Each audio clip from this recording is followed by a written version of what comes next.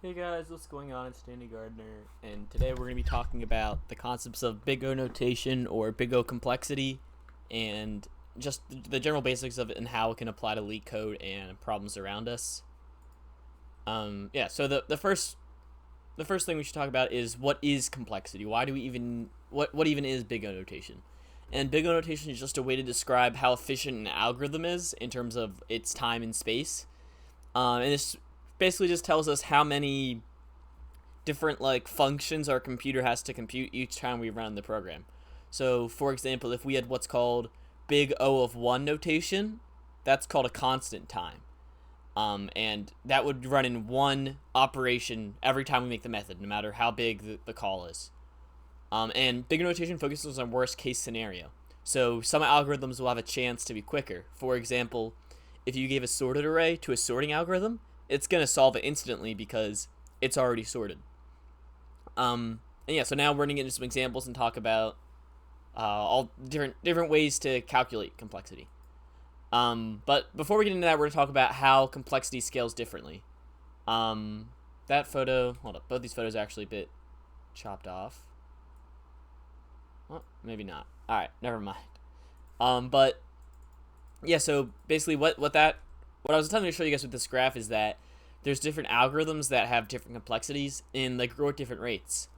So the best example would probably be, I guess just all these in general. So O of 1, as the size of input data increases, it doesn't need more calls. It doesn't rise up by much. And O log of n rises even less, and O of n rises as at the same amount of input data. O of 1 is commonly seen when you're simply accessing data or you're doing a little bit of math. That's how you'll find 1. O log n is commonly found using binary search. So that's starting in the middle, dividing in half, dividing in half, dividing in half over and over and over. And O log n is commonly just accessing each element once. Now, if that didn't make sense, hopefully these code snippets might help you. The first one we have is an O of 1 operation. And this is a method called getFirstElement, which simply returns the first element in an array. The reason this is big O of 1 in complexity is, one way to think about it is, it only, if you give, no matter how big the array is, you're always just going to return the first element. And the complexity of accessing an element in an array is O of 1. In later videos, we're going to talk about complexity of different operations on different data structures. And all the complexities of that gets pretty confusing. But for simple arrays, the accessing an element in an array, which is what this is O of 1. So this took one operation. Our computer just did one. It had one task. It just accessed the array in storage and returned it. And that was the one thing it did. Next, we have O log of 2n. This is commonly seen as binary search.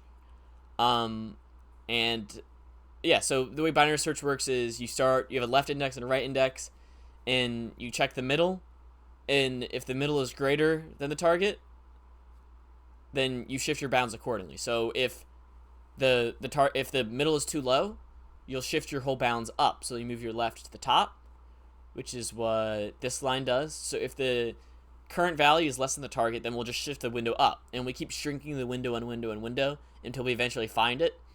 And this is O log 2 of n because it keeps splitting the array. It keeps cutting it in half over and over and over. And yeah, and the formula that would calculate that would be log 2 of n. So if you plug in any number like 8, that would have 3 calls, or other examples like that. O of n, so this would be commonly seen in linear searches or when you're iterating through every value in an array. A lot of the dynamic programming solutions we came up with earlier are actually in big O of n notation. And that's simply because big O of n, oftentimes you do need to access every element in the array in order to make a best decision. And so sometimes that will be your minimum. But in the example like binary search, you're only looking for one element. So big O of n isn't needed. You don't need to see every element to find the one element that matches the target. But yeah, so big O of n is just iterating through each array once. That can be seen in linear search. A lot of for each loops will be big O of n because it's just int num for every num in array. That's n right there. Next up, we have n squared. And this is kind of where it can be trickier to calculate complexity because you have two nested for loops. So searching a 2D array is O of n squared complexity because you want to check every single square in the matrix. Your code should be able to iterate through every little bit. And that is done by these two for loops. So this first for loop runs for a length of n, and the second one runs for a length of m. Now this is only O of n squared given that it's a perfect square matrix. If it was not a perfect square matrix and it was like a rectangle, then it would be n plus m complexity, which would be the amount of rows plus or times the amount of columns. Sorry, n times m complexity. And that's just iterating through every value in the 2D array. You can imagine it's just going left and right, up and down the whole thing, in order to find the target.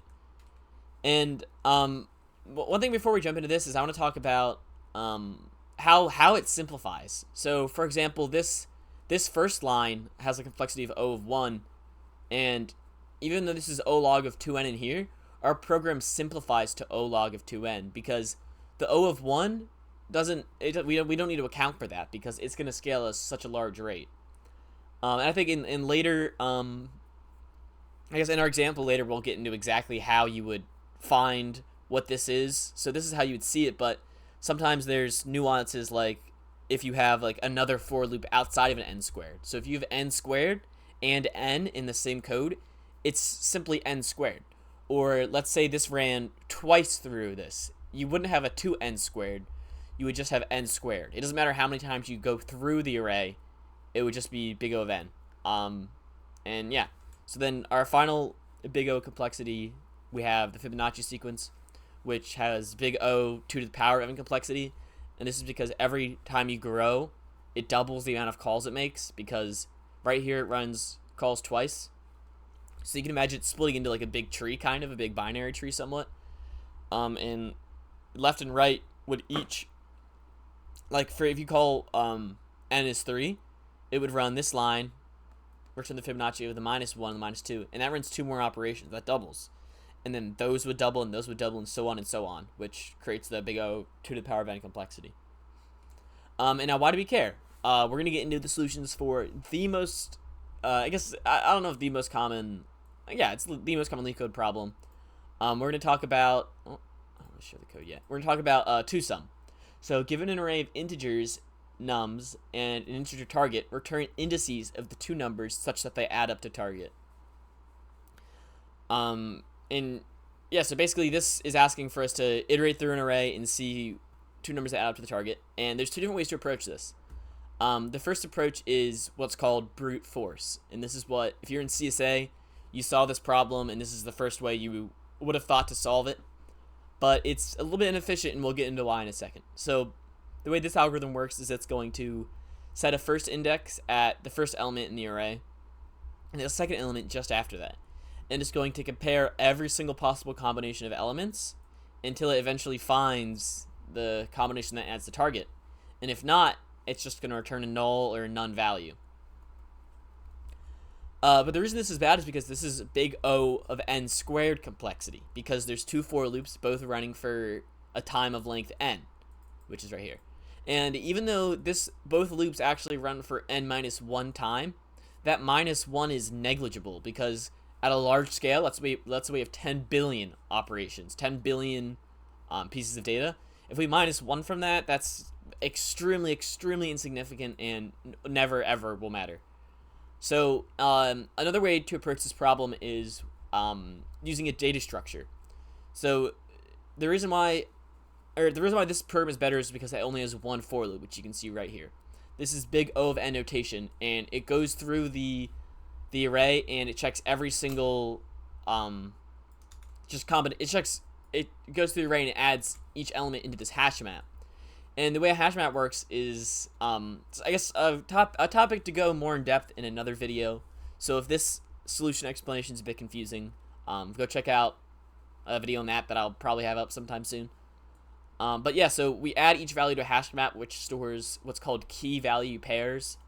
When I first learned about hash maps, I was quite confused about like what exactly, like what is a hash map. And I never really understood it until I started using it, but the way I like to think about it now is it's like similar to a phone book. It's called a dictionary in other languages, but you're able to provide a key. So let's say you have 2, you're able to provide this number 2 in an index of it. So 2 would be tied to the index 0. So that means if we look for the index 2, we can find, if we look for the value 2, we can find the index. And we can find the index of any value that we're looking for. The way this program works is it starts on the left, and it adds this value, or the first thing it does is it checks if it contains this key already. So did we already see a number like this? Or not did we already see a number like this? First we check if what the supplement is. So this 2, if we want to add another number to this to make 9, that other number needs to be 7. So now we check in our hash map, do we have the value 7? And the answer is no, because we haven't even been there yet. So instead, or not instead, but at the same time, we end up adding 2 to that. So we'll add 2 to the hash map with an index value of 0, which you can see right here.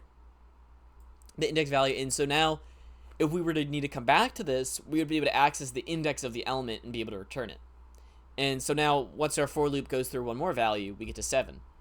In order to get 9 using 7, we'd need the number 2. So we check our hash map, and we look up the value 2. We see, does my map contain the key of target minus the num, which is 2? Does my map contain the key 2? And the answer would be yes. This Boolean statement would have resulted true because of the code we ran earlier. And now we're able to return the proper values that we need, which would be I, which is the index of the current element, and mymap.get, the index of the other one. We're able to access the index of 2 simply by calling mymap.get2. And it returns the indexes and allows us to solve this problem. So what I just kind of explained, it can be confusing if you don't understand data structures, which is something I'm gonna start doing lessons on soon. But what's I think is more important is that you understand the complexity. The actual solution there isn't the most necessary, but if you can understand why the solution is better than the other one, that's what really matters, and that's what actually inspired me to start learning about all these data structures and algorithms, and I just find it very fascinating. So to recap this example, this solution, which is the most common solution that you'd write, this is called the naive approach, would be to iterate through every single value, every single combination of the array, and see if it equals the target, and if it does, return it. This one searches through each element one by one and searches if we've already seen another element that could add with the current one to the target. So we're iterating through, we see an element, okay, what element do we need to add to target? Have we already seen that missing element? And if we have, then we return them both. And this is better because it's in O of n complexity. So overall, I guess this is a very, very brief talk on big O of n complexity. There's more things I wanted to talk about, specifically about simplifying complexity and how you simplify complexity when you have many different operations. I think in the next coming days, I'm probably going to make a video about the operations of different data structures. So, for example, as I talked about earlier, accessing an element in a regular array is O of 1 complexity, but in other data structures, it could actually be an O of n complexity, like in linked lists, just to name one. But, so overall, I hope this gives you a good basic understanding of big O of n complexity and how to apply this to your programming solutions. And then, actually, one more final note. One thing that I want to say is you never want to go for big O of n cubed complexity in Leetcode often. Oftentimes, if you have big O n to the power of 3, you're probably missing something. There are some problems that will call for it, and if you know what you're doing, you'll definitely know when you need it. But it's not always going to be needed. So always try to simplify to at least O of n squared sometimes if it makes sense, but O of n or O of log 2n, if you have those operation complexities, that's a very good sign that you have the optimal complexity for your problem. So thank you guys for watching, and I'll see you in the next video.